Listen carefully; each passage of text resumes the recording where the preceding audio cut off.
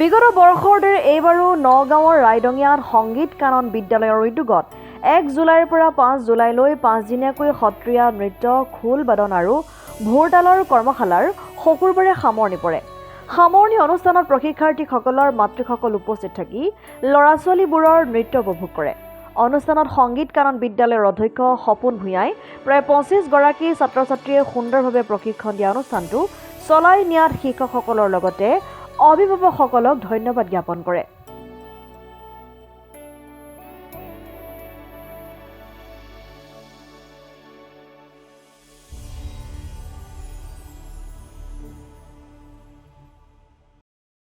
সত্ৰীয়া নৃত্যৰ প্ৰশিক্ষণ আজি 1 জুলাইৰ পৰা আমি আৰম্ভ কৰিছোঁ। আজি 5 জুলাইত শেষ হৈছে। এই প্ৰশিক্ষক হিচাপে মুখ্য প্ৰশিক্ষক বিশ্বজিৎ মজুমদাৰ, তেওঁ সত্ৰীয়া নৃত্য আৰু খোলৰ প্ৰশিক্ষক প্ৰদীপ কুমাৰ বৰা, তেওঁ খোল বাদ্যৰ প্ৰশিক্ষক, আৰু আমাৰ ইয়াৰ শিক্ষয়িত্ৰী সত্ৰীয়াৰ প্ৰশিক্ষক আৰু আমাৰ এই স্কুলৰ শিক্ষয়িত্ৰী আমাৰ স্বপ্নালী দাস, তেওঁ তিনিগৰাকীয়ে আমাক এই প্ৰশিক্ষণ আজি 1 তাৰিখৰ পৰা 5 তাৰিখলৈকে ইয়াতে প্ৰশিক্ষণ দি আছে।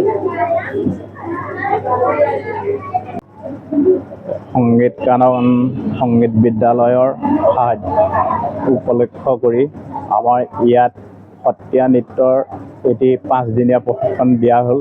এই 5 দিনীয়া প্ৰশিক্ষণত সত্ৰীয়া নৃত্য, মাটি আখৰাৰ পৰা প্ৰায় 3-4খনমান নাচৰ প্ৰশিক্ষণ দিয়া হৈছে আৰু খোল বাদ্যও প্ৰশিক্ষণ দিয়া হৈছে। ইয়াত আমাৰ সহায় কৰিলে সংগীত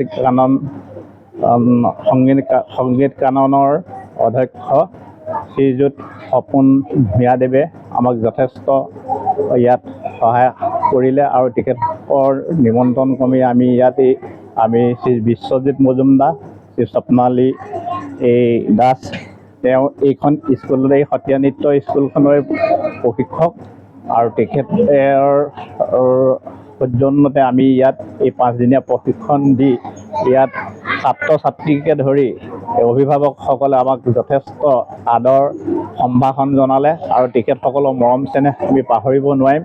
আগলৈও এনেকৈ এখন সত্ৰীয়া নৃত্যই হওক বা সংগীত কাননৰ বাদ্যযন্ত্ৰীয়ে হওক প্ৰশিক্ষণ দিব বুলি আশা কৰিলোঁ।